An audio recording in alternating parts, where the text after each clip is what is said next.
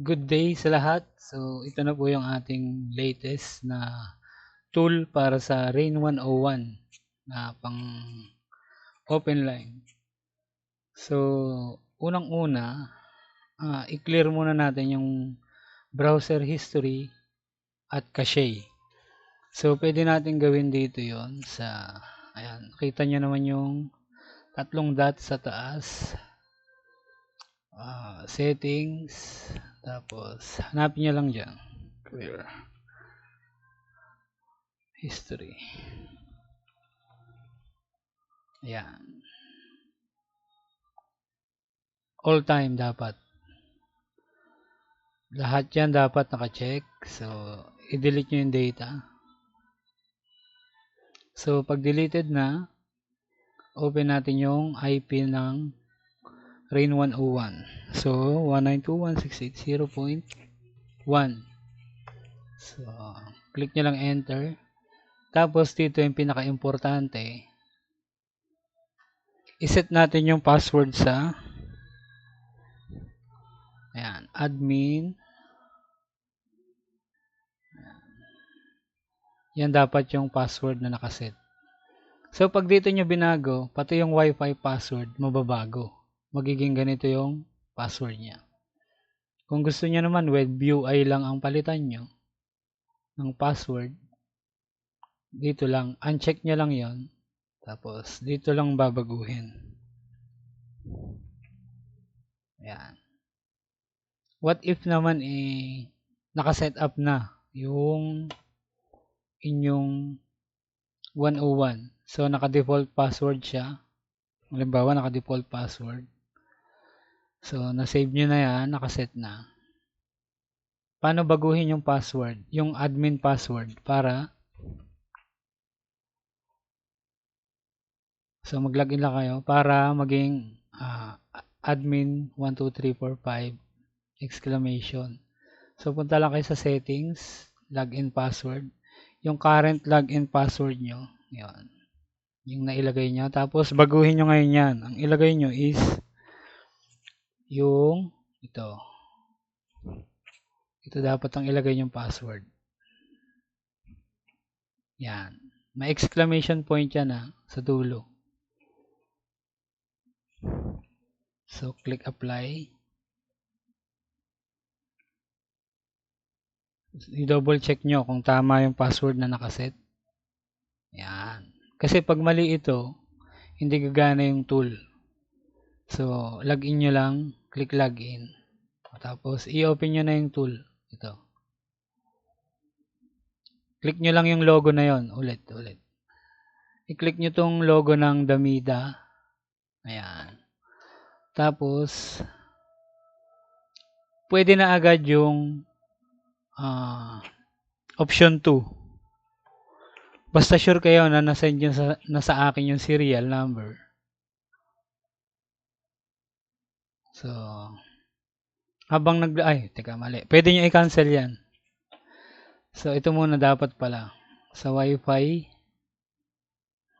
mas maganda kung may backup internet kayo. Dalawa. Yung sa akin, yung isang ISP, tapos, i-connect pa natin dito sa Wi-Fi ng ating 101. So, check natin. Forget. Kasi nabago yung password niyan. So, kailangan, mas maganda kung may backup kayo na ISP. Para mas mabilis yung download ng firmware.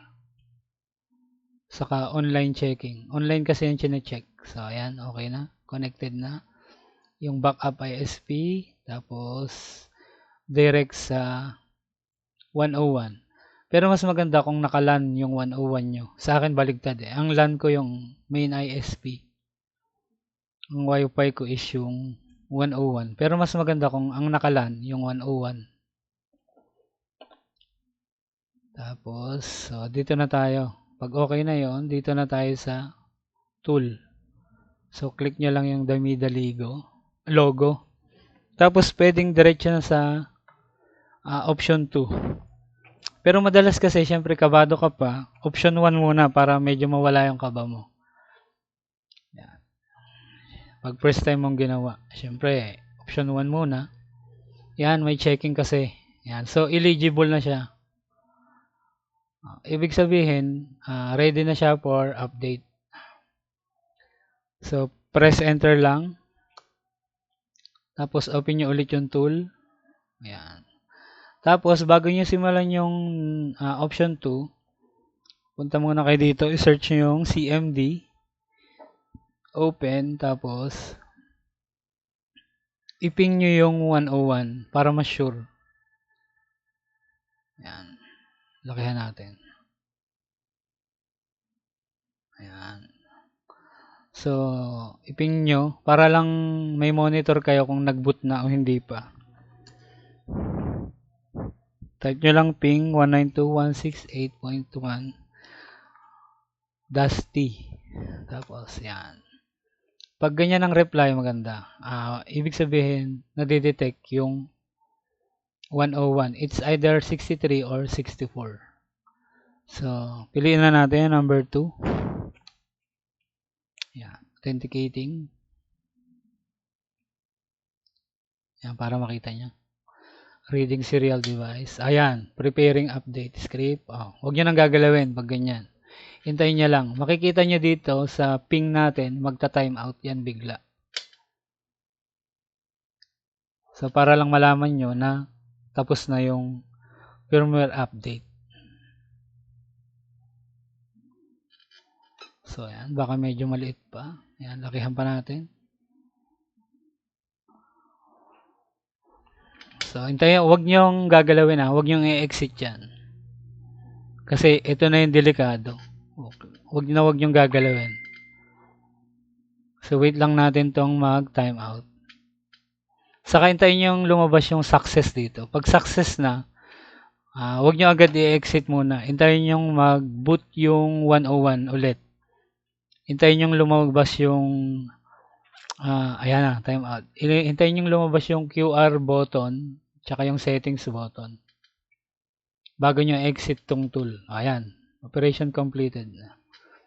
So, 61 na siya. Ibig sabihin, nag-power off na yung 101. Hintayin lang ulit natin mag-boot.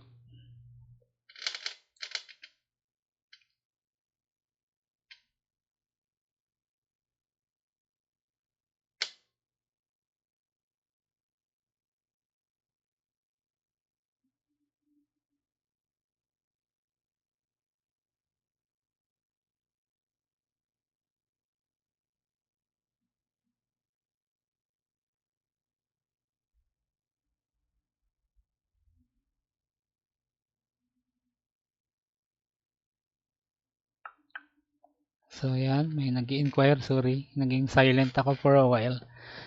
So, ito. Medyo matagal talaga yan. Kasi, nag-reset yan eh.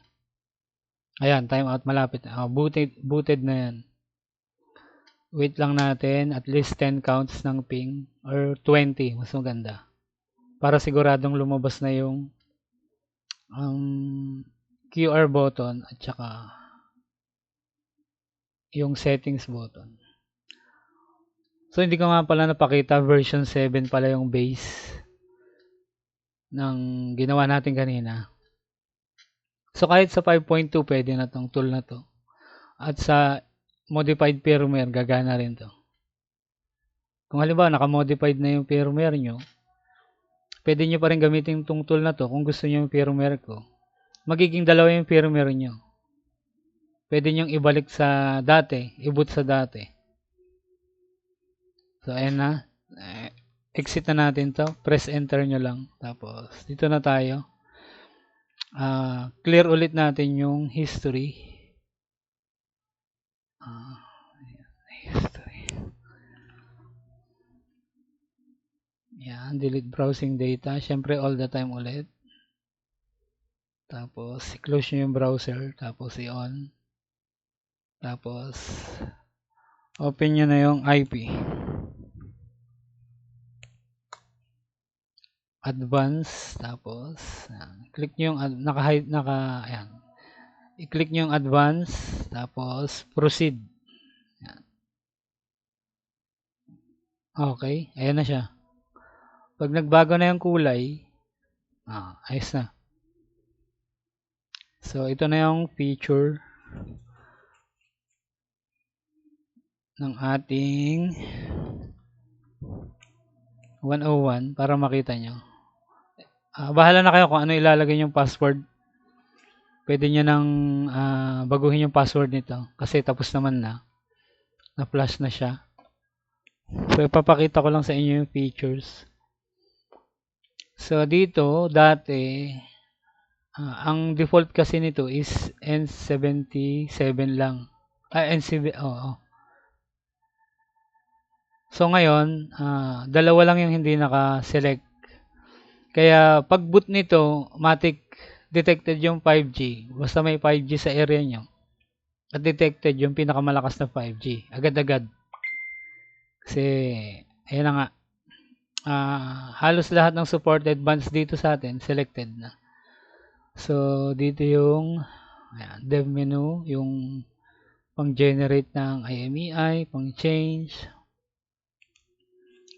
So, andun sa post ko yung features nito about sa IMEI. Tapos, ito yung mga nag-request. Open na yung OpenWRT niya. So, ayan. Ang hinahabol daw nila dito is yung QoS. So, make sure alam niyo yung pinagagagawa nyo. Tapos, ang maganda kasi dito is yung ito. Tapos, yung connections. Makikita nyo dito yung source at destination. Yan. Yung mga mahuhusay talaga sa ganito, malaking bagay sa kanila kasi ito. May ginagawa sila dito at nagagamit nila tong part na to. So ako hindi ko kinakalikot yan dahil hindi ko kabisado. So ito yung traffic graph. Ayan, kompleto yan. Kung anong gusto nyong ma-monitor ang graph. So ayan, connections. Explore nyo lang. Wala namang problema dito. Pag pag halimbawa, mayroong kayong hindi naintindihan pero nakalikot nyo, i-factory reset nyo lang, walang problema. So, diagnostics, andyan. Interfaces, ayan. Overview. So, ayan. Kayo nang bahala after nyan. Kaya nyo na yan, malalaki na kayo. So, yun lang and salamat sa mga nag-avail at sa mga mag-a-avail pa. And yun lang. And good day ulit. Thank you for watching.